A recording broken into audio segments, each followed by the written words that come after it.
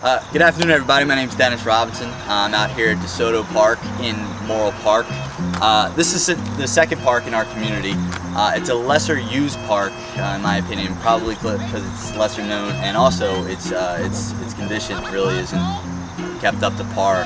Hopefully, you'll see from some of the footage that we shot that the park, with regard to bringing your kids out here to play on it, is completely substandard. We're talking everything from broken glass to drug bags on the playground, trash everywhere, used condoms, condom wrappers, broken beer bottles just fully sitting out here.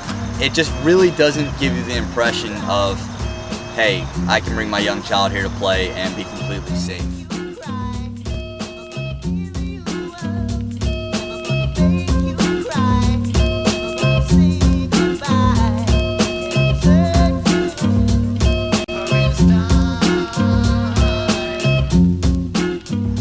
You'll see some shots of the wood line where we know for a fact that illicit drug activity goes on.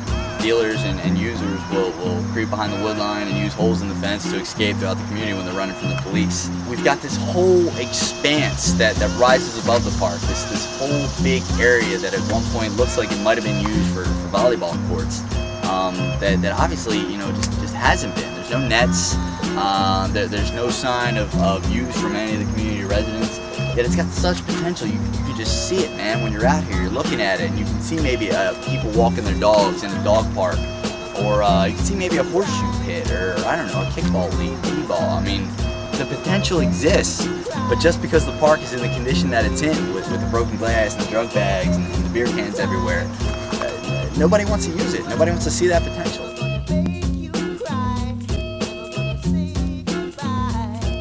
This time we're coming from Tully Street Park. Tully Street, you'll find, is right behind the Morrill Park community. It encompasses geographically a long stretch of land coming all the way back from the elementary school up to what you see here. Now this is the Tully Street baseball fields. Believe it or not, looking at this, you probably couldn't tell, but kids actually use this in the spring for their Little League. The reason I say that you probably couldn't tell it is you might not want your kid playing on a park that's got, I don't know, the mud cases, the broken glass, the bottle caps in the dugout, and maybe a dugout, the tap flaps, and get ready to fall on some kid's head. You look at the dirt, it looks hard. You wouldn't want your kid sliding into home base, on something that feels like concrete.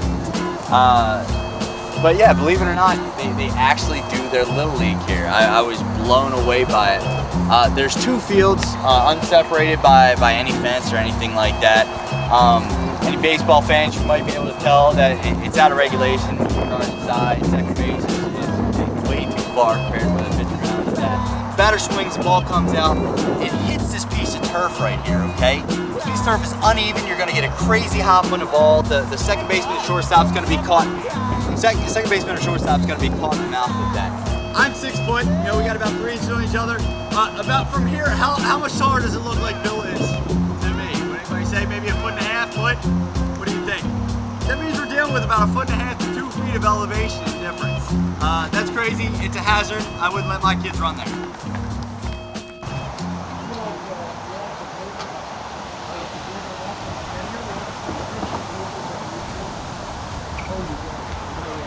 All right, I like this stuff. If you'll notice, this is the new material, which means that this playground has been recently worked on. It's not that mulch stuff.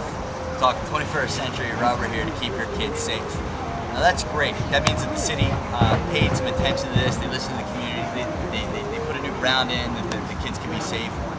But if you look a little bit deeper, you'll notice that the playground here at Tully Street really isn't that good shape. Profanities on the slide, on the railing, graffiti, paint that's kind of chipping. And I see this in the slide, for example. I see this and I think in my mind, well, if the city cared enough to put rubber down, put a new material down to keep the kids safe, what happened? What went wrong to lead to the playground's present condition? And the only thing I can come up with is there's got to be some disconnect between the city and the community. There's got to be something going on where the community isn't saying, hey city, could you guys come out here maybe and paint over some of this profanity? We noticed this the other day. We want to make sure the park stays in great condition. Something like that ain't happening there, and thought process that goes through my mind is, how do we get city residents, how do we get the citizens of Morrill Park to be engaged, to want to call the police, to want to call the city and say, you know, hey, we need you to come out here and fix this stuff up. There's a certain sense of activism that's missing, man, and turn it over my head. I want to know what the spark is that's going to get people to do that. It's going to get them engaged. And ultimately, the only way to keep our parks really maintained is community involvement, is community banging on the city's doors, pressing the city's buttons, getting out here when necessary and doing a cleanup when it has to happen. And we want to find a way to make that work. We can bring the park back. We can bring this playground back.